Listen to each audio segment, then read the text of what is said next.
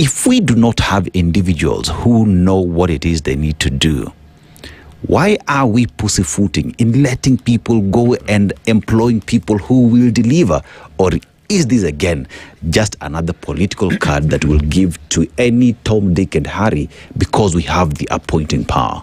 I agree totally with you, Dennis, in this regard. If I take you back to the history of Kenya, under President Daniel Arap Moi, we had the dream team that was led by Dr.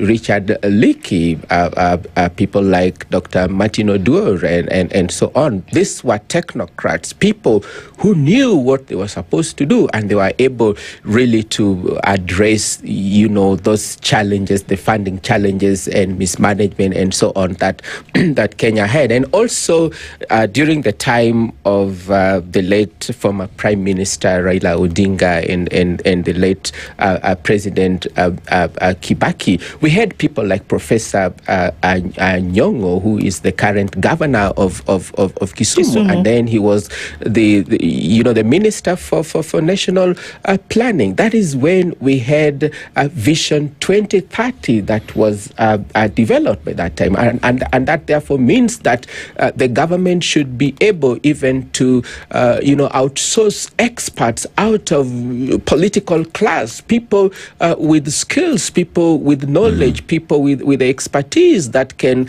run education. Because when we look at human development, there are actually three key things that have to be taken into account, and two of these, of course, is education and health. Any country that does not invest in education, and any country that underfunds education, will produce a very weak, incompetent human capital. You need to say that again.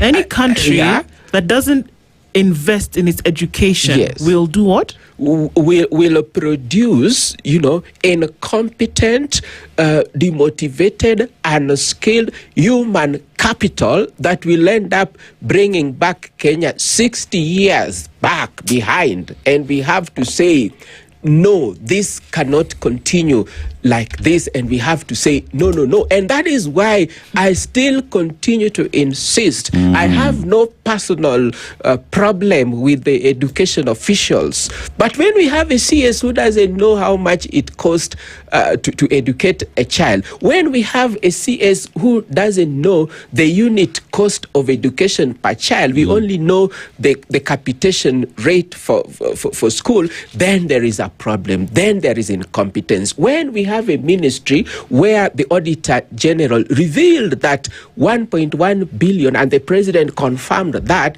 was being stolen every year for capitation, where we had ghost learners, where we had ghost schools, how could this happen when in every country there is county director of education, zonal director of education? What does this show? It shows two things. Either there is incompetence, the people don't know what they are doing, and that is why they need experts like me in that ministry.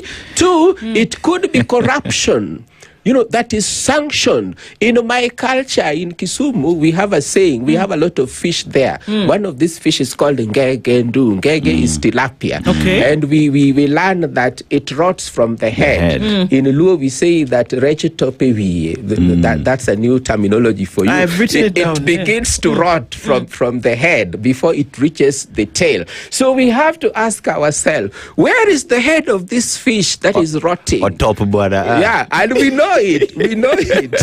We will refry that fish so that we have a good country for every child. We cannot keep on, living like this. This is